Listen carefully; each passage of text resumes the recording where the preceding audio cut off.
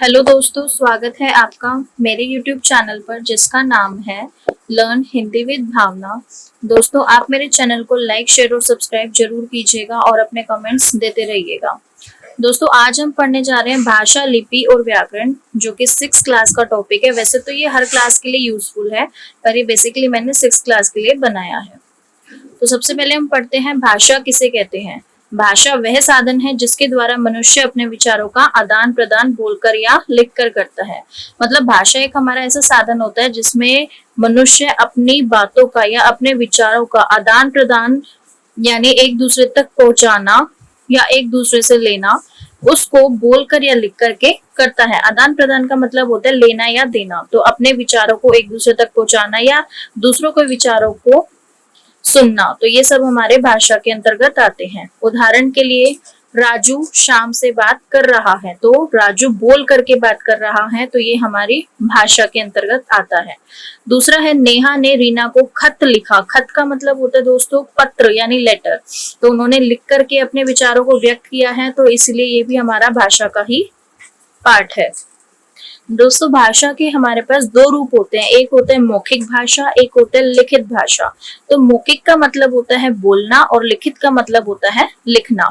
तो पढ़ लेते हैं मौखिक भाषा के बारे में। जब मनुष्य बोलकर अपने विचारों तथा भाव प्रकट करता है तथा सुनकर भावों को समझता है, तो उसे मौखिक भाषा कहते हैं। मतलब कि जब मनुष्य अपने विचारों को या तो सुन करके या फिर बोल करके प्रकट करता है, उसे मौखिक भाषा कहते हैं। और दोस्तों, बच्चे अधिकतर गलती करते हैं कि उनके लिए मौखिक भाषा का मतलब सिर्फ बोलना होता है, जो कि गलत है। मौखिक भाषा में बोलना और सुनना दोनों चीजें आती हैं, तो इस बात का स्पेशली ध्यान रखिए।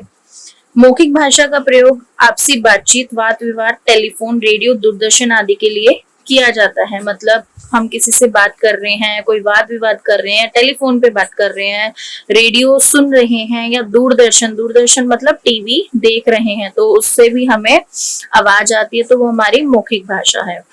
अब हम देख लेते हैं लिखित भाषा।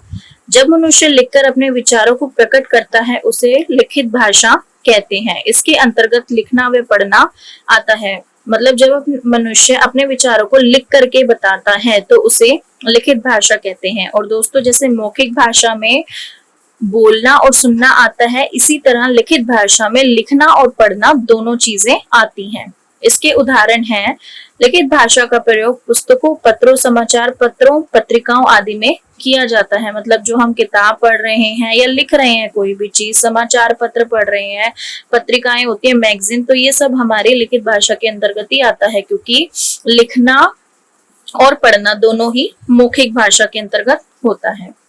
आगे हम पढ़ते हैं दोस्तों सांकेतिक भाषा। वैसे तो ये भाषा हमारे लिए जरूरी नहीं है, क्योंकि ये भाषा का रूप नहीं होता, पर फिर भी दोस्तों 6th क्लास की बुक में एक अलग से टॉपिक बना रखा है सांकेतिक भाषा। मैं आपको समझा देती हूँ।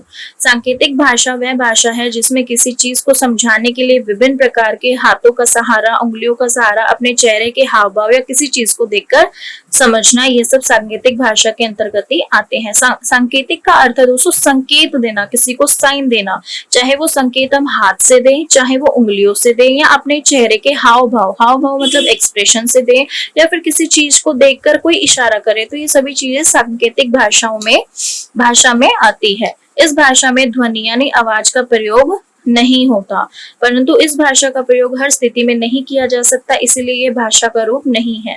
दोस्तों, ये कहना चाह रहा है कि जो सांकेतिक भाषा है वो हम हर स्थिति में प्रयोग नहीं कर सकते, इसीलिए हमारा यह भाषा का रूप नहीं है। हमारी मुख्य दो ही भाषा है, मौखिक और लिखित। तो अब हम सांकेतिक भाषा के उदाहरण देख लेते हैं। ट्रैफिक पुलिसमैन का संकेत देना, मतलब जो ट्रैफिक पुलिसमैन है हमें इशारा करके ट्रैफिक को रुकने का बोलता है, आगे जाने का बोलता है, ये सब सांकेतिक भाषा ही होती है। हरी झंडी दिखाकर रेलगाड़ी का चलना। दोस्तों, जब रेलगाड़ी चलती है तो गार्ड हरी झंडी दिखाता है, तभी रेलगाड़ी आगे चलती है, तो वो कौन सी भाषा का प्रयोग कर रहा है? सांकेतिक भाषा। तो आशा करती हूँ दोस्तों आपको भाषा का पढ़ाया हुआ समझ आया होगा। अब मैं अपनी नेक्स्ट वीडियो में लिपि और व्याकरण के बारे में कुछ रोचक जानकारियां लेकर आऊंगी, तो प्लीज आप मेरी वीडियो को लाइक, शेयर और सब्सक्राइब जरूर कीजिएगा।